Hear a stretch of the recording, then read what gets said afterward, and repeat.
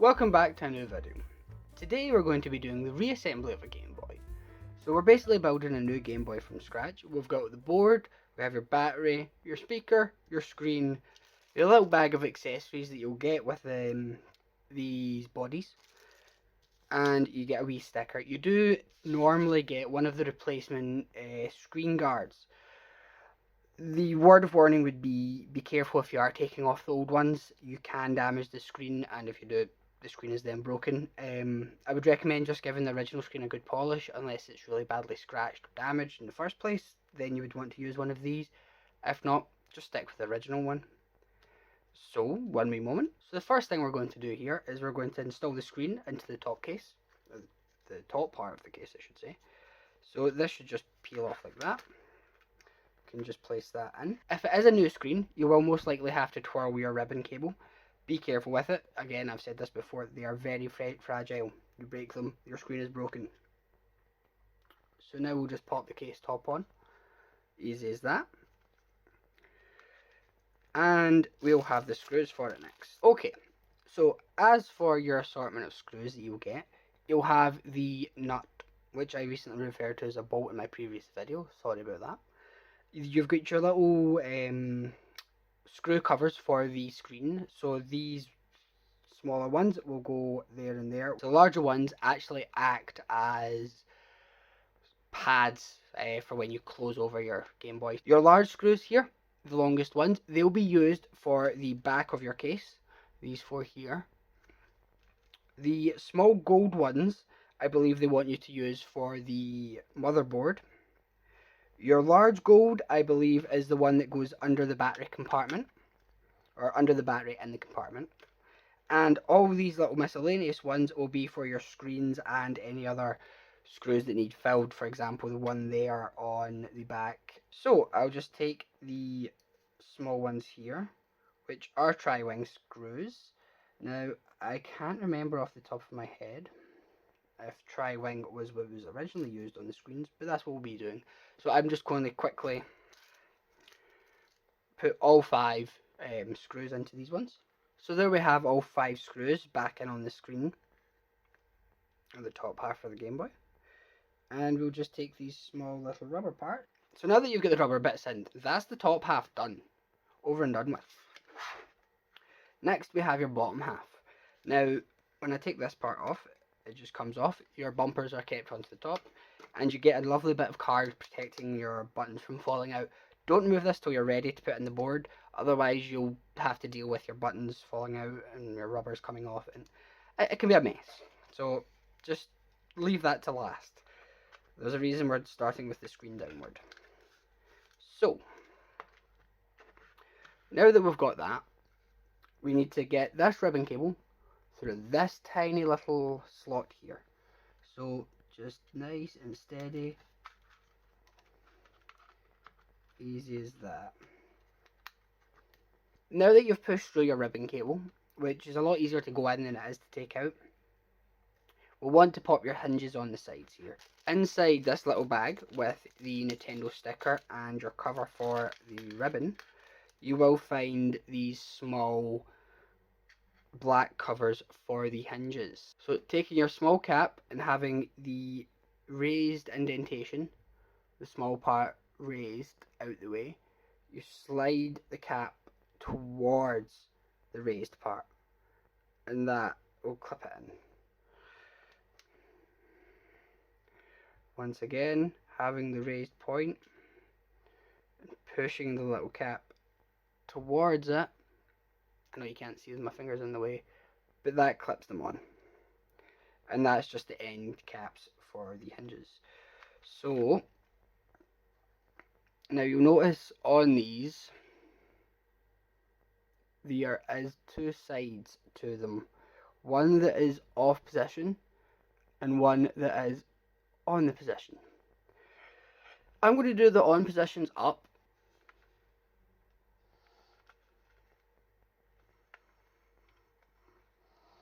Okay, so this one had to be open to get them in properly. So once again, with the screen opened, I'll put the one in the locked position up the way like that, and it pushes in fine and dandy. So that's your 2 hinges in, and if I've done that right, yeah, so it snaps into the up position. So now that you've got your hinges installed on both sides, we're going to put the cover over the ribbon cable. So with your small hole for the screw, that's what the other screw will be for. So I'm just going to close that over, keeping my finger on that. We'll take off the back and keep it down so it stays flat. So having peeled back your ribbon cable here, we will take one of the small screws with a tri-wing on it, and we will just insert it into this part here under the cable. Okay, so that's that screw in. You might find you need to hold on to the cover from this side just to get the screw to go in properly. But if I lift that up, you can now see that the ribbon cable is hidden. So now that we're finished with the top half of it, we can take out the bit of card. You take your speaker with the little foam cover on it. As you can see, that's the speaker, that's your foam part, and we're just going to lay it flat like that. Next, we take your board. Now this is the part you have to be careful again with. So on your motherboard, you'll have this little bit here. Mine has a pink dot on it. This is because it's been worked on before. I had it. All you need to do is make sure this little brown part has been extended slightly. So if I push that in, as you can see, just clipping these down, that's what you're looking for. And then very carefully pushing your back. This is the best way I've found to do it. You might have found better ways, but just sliding that into it like that, and very carefully I hold it with one finger here on the motherboard, one on the case here to keep it in place.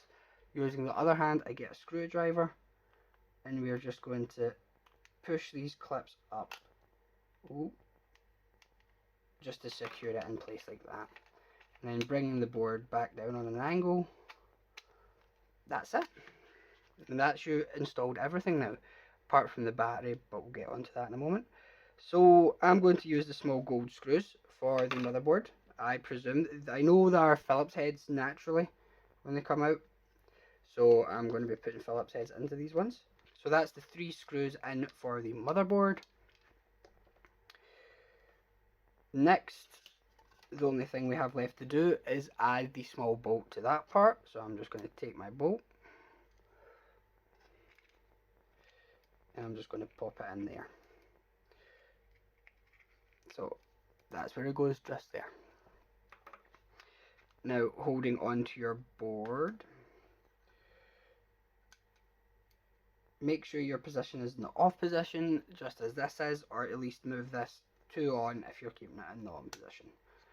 I'd recommend off so that when you put the battery in, it doesn't automatically switch on. So just like that, over and on. Now, before I put the rest of the screws in, I'm just going to slip in my battery. I'm going to flip it over, and we're just going to turn it on. So, ta-da! And that's just to show that it's all in working order. So, now that we have tested it and made sure it's running, I'm going to take the gold screw, the extra long one, and I'm just going to put it into the back of here. That to me is the only place that it really fits, and why it'd be that long. We can then put your battery in, pop this one down, and just fasten that into the small bolt we installed earlier. Now that, last but not least, we have this small tri-wing which will go here, and then we have the last 4, so 1, 2, 3 and 4 with the extra long screws. And so with the last 4 in, that completes the build. So as you can see, make sure the volume's on. Ta-da! Perfect. So that leaves only 2 things left to do. First, we have the sticker, which is an imitation of the original. You can go to Retro 6 and get some of the nice custom ones that have obviously Pokemon, Zelda. There's a wide variety of Nintendo games and styles you can buy. So that's your back sticker. And last of all, we take your little Nintendo sticker and having it face towards the shoulder buttons, up that way. That's your build. So that does that today. Now, if there was anything that you feel like glossed over too quickly or didn't make too much sense with, please let me know in the comments below. I would love to do a revisit on this anytime that it's needed, or anything you're not sure about or you need help with, I will happily do a video on.